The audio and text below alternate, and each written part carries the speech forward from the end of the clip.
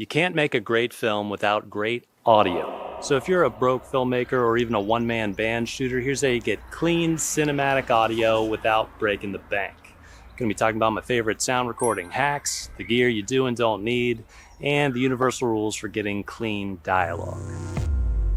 One quick tip is if you're not able to use a boom or lapel mic, sometimes you can just hide the mic right in the middle of your shot. Great thing about this technique is you're only limited by your creativity. This kind of thing is even easier when doing, say, an over-the-shoulder shot with two actors. You could have your listening actor hold out their phone or whatever they're using for their microphone, and then just hide it behind their shoulder or just dip it below the frame. This is the first principle I want to drill into your head. Mic placement is crucial. Simply getting the mic close to your subject is going to do way more for getting that crisp, clean cinematic sound quality than buying the most expensive sound gear. What if you're using a boom mic but can't get it close enough to the subject without entering the frame? Well, you could just get a tighter shot, or you could lock the camera on a tripod, record a 10-second plate, which is just a clean shot with nobody in the frame, then get that boom mic right up next to the actor for amazingly crisp sound and simply mask out the mic in post by covering that part of the frame with the clean plate that you recorded earlier. Feather out the edges and nobody will ever be the wiser. By the way, if you're a fan of Standard Story Company, you know I normally talk about improving the storytelling in films, and I don't get too technical. But without clean, strong audio, even a great story won't work. And if you want to create a cinematic experience, sound is actually more important than your cinematography. And if you don't believe me, take a look at this. He's one of the guys I got into it with the iceberg lounge. He's saying Kinsey will nights with a penguin. Disgusting, right? Now say you're recording an interior kitchen scene like this one. First thing to do before you start rolling your cameras here is to put your keys in the fridge. Because you might not notice it, but the compressor, the engine in your fridge is loud. And in a scene like this, it's really gonna ruin your dialogue. So after putting your keys in the fridge, you have to turn off or unplug the fridge if you want clean audio. Same goes for air conditioners or heaters. Turn them off during your takes. Oh yeah, and the reason that we put our keys in the fridge is so that you can't even leave the set without remembering to grab them and turn the fridge back on, which I've definitely never forgotten to do before. Now this fridge tip demonstrates the second principle of this video, which is you gotta make your set as sound friendly as possible. That means politely telling people to shut up, setting down blankets or rugs to absorb echo in big empty rooms, and finding out what time of day your location is gonna be the quietest and loudest. For example, this property has a gardener who comes by every Thursday afternoon, which I have definitely learned the hard way. In fact, believe it or not, the process of getting great audio can start as early as pre-production or the writing stage, because you might have to sacrifice the visual spectacle of some scenes by setting them in quieter or more easy to control locations if you really want to get that perfect sound. Part of the reason I'm making this video is that I just shot a short film for this channel, releasing very soon, and chose one of the worst locations for sound I've ever picked. It's like a giant room, completely empty, right next to a really busy street. And if I didn't have a great sound mixer on set who I really trusted, I'd have been completely done for. But luckily with his expertise, we were able to get really solid audio despite these circumstances. And that's why even if you're strapped for cash, I'd still recommend asking around, putting up gig postings on Craigslist, Facebook, wherever, because you might be able to find a novice sound mixer who's willing to work for super affordable rates to build up their portfolio and experience. And if you find one of those people, grab them, because their skills are gonna be worth their weight in gold. Okay, let's talk gear.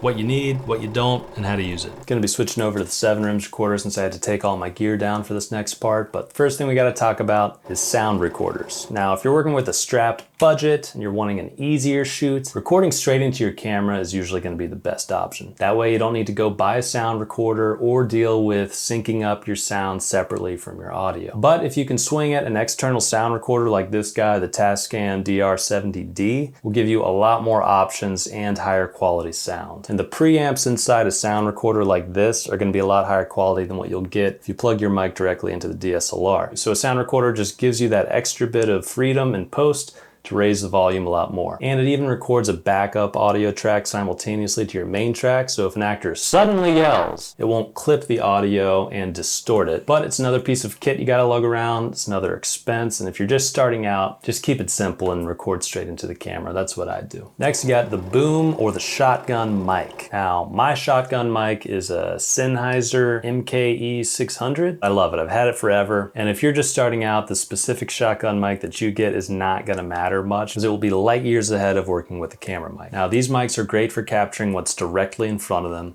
much like an actual shotgun, and avoiding these sounds that are from the side or the back of the microphone. So great for picking up dialogue, sound effects, and keeping your audio clean. Mine is on a Rode pistol grip mount, which isolates the vibrations and things like that. Also gives you some options for mounting it somewhere, changing the angle, real handy. If you get a shotgun mic, you should also be getting a boom pole. These things are super cheap, but they're crucial. Get one. Now when you've got it all set up, it'll look something like this. Make sure you've got it all tucked away, because any rattling of the wire is going to make a lot of noise that you're not going to want to hear. The angle of the mic is crucial. Since it's so directional, you got to make sure that you're pointing it directly at the mouth, but if you want to play it safe, you're booming down on your subject, aim it more towards their chest, that way you won't miss if you're angled up here, something like that.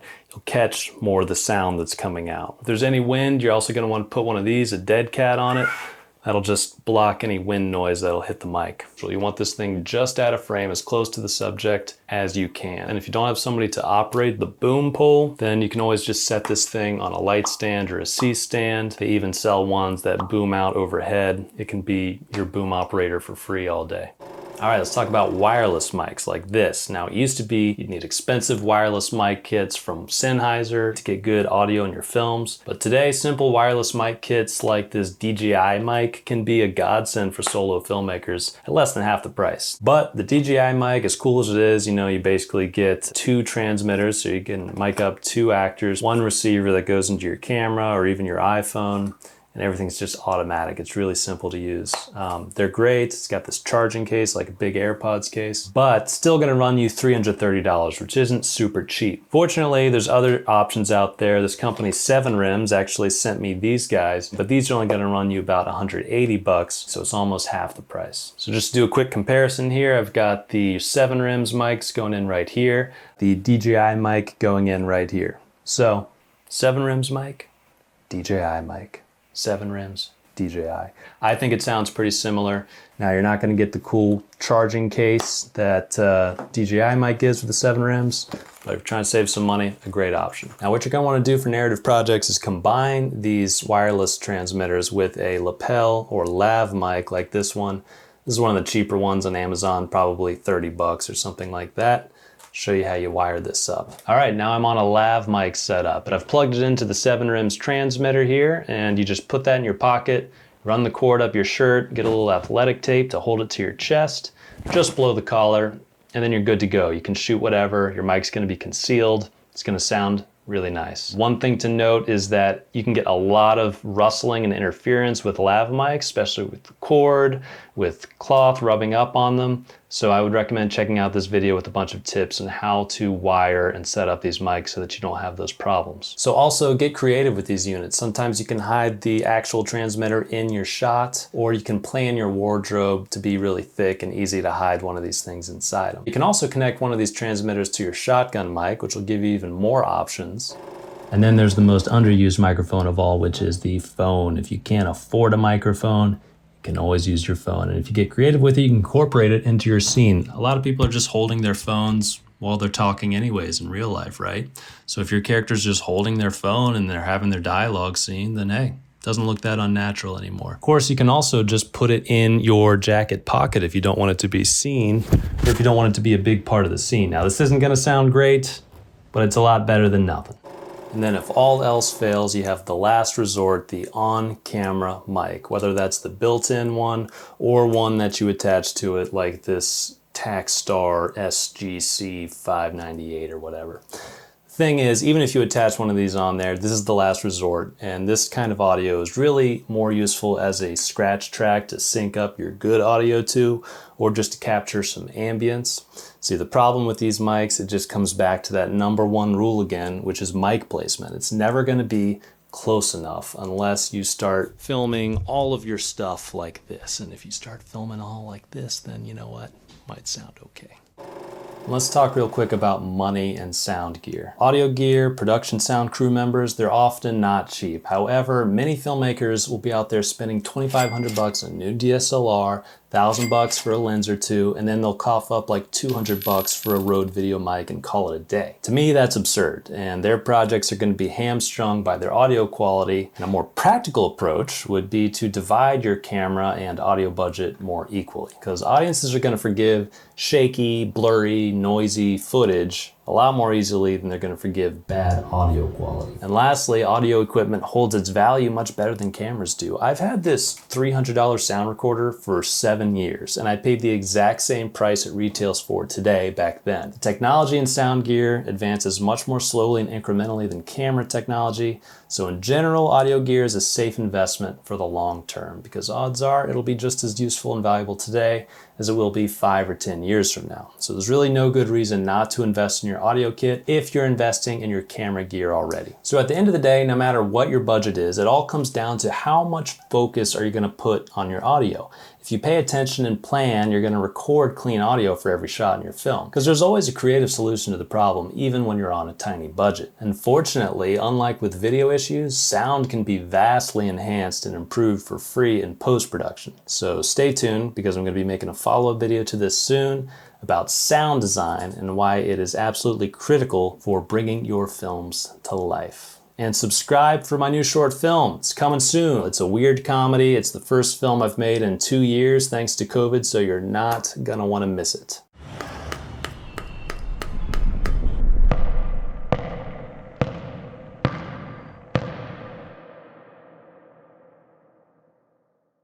Thanks for watching.